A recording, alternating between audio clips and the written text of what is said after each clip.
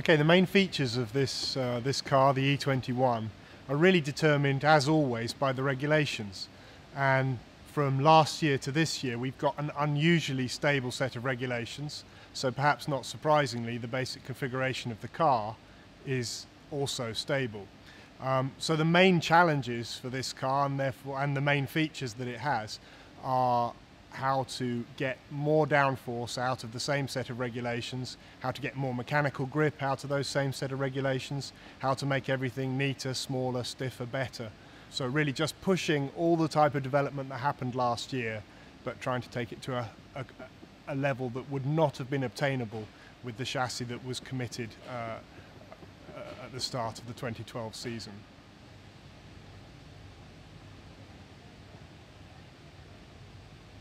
I think the team here at Enstone can be quite proud of its record for bringing innovative ideas and getting them onto the car and onto the grid. I think that any team that has ambitions to compete right at the front of the grid needs to have some of that in it. We've got a few ideas for this car that are innovative. We will continue, for example, to develop and I hope perfect the DDRS device that we started to play with last year, and make that device really work for us in 2013. But there are other things on this car, and there will be many more on the year to follow and every year after that. Any team that wants to do well has got to be innovating.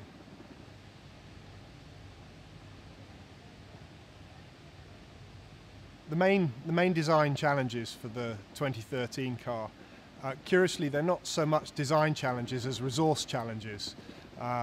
We had a competitive year last year in 2012, so we needed to make sure that we were putting an amount of effort into 2012 that was appropriate for the level of competitiveness that the car had.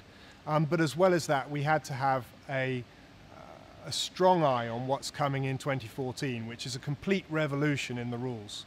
And to ignore those huge changes that are going to sweep across the sport would have meant that we just would not be competitive in 2014. So the 2013 car needed to be developed whilst being squeezed on both sides by 12 and 14. That's quite a significant logistical challenge to make the right decisions on how much effort you put in both camps.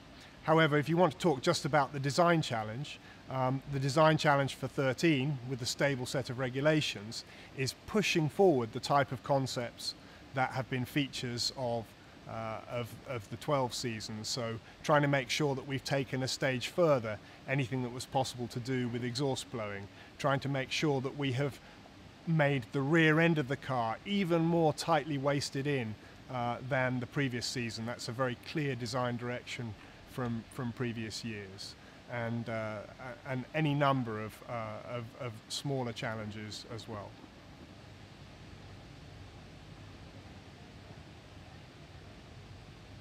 The team here at Enstone, Lotus F1 team, is a team which has got very serious ambitions to pull itself from the very respectable position that we achieved last year to being able to be world champions. We're not going to be world champions unless we're investing at every level across the team.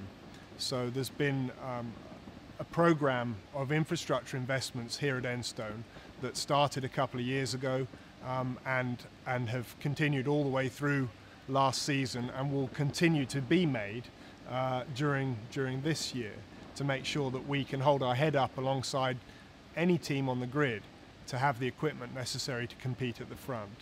So investments we've made in the past in the wind tunnel have served us very well in 12 and will serve us again in 13.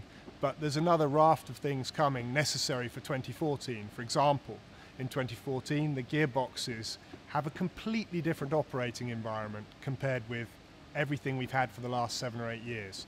Different revs, different torque. We need different tools here at the factory to be able to make sure that those boxes have the correct performance and also the correct reliability. So multi-million-pound investments here at Enstone to make sure that that infrastructure is in place in time so that we can be competitive right from the off with the 2014 car.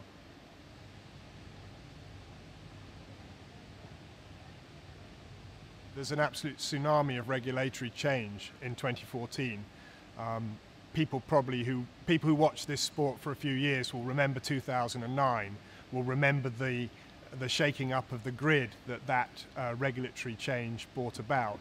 Well, what happened in 2009 is a mere ripple compared with what's going to come in 2014. The cars need to be reinvented from scratch. And while that's massively exciting for us as engineers, and I think it's a very exciting future for the sport as well, it is also a real daunting challenge. And it's a challenge that needs to be faced and overcome whilst we're racing the 2013 car. So the particular difficulties of this season are going to be making sure we are competitive all the way through what will be a very hard-fought, tooth and nail season, which will expect all the sort of race-by-race upgrades that we have come to expect from the sport in the last few seasons. That pressure won't go away, and yet looming over us all the time will be the engineering necessary to put 2014 in good shape. So everyone here who has been had their shoulder to the wheel for month after month getting this car ready, the 2013 car ready, have got, they know, ahead of them a very grueling season. But it will be exciting because the challenges are really interesting ones to solve.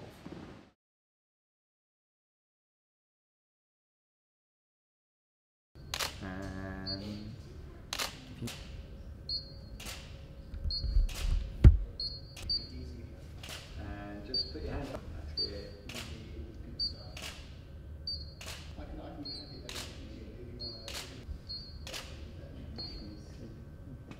On the camera, please.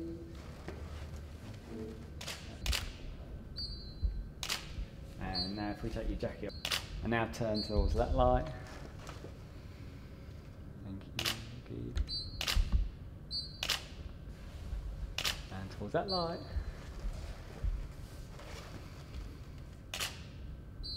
Or we can do arms behind the back. And turn to your left. Turn to your left then, please. That's great. And turn to your right. Last very right.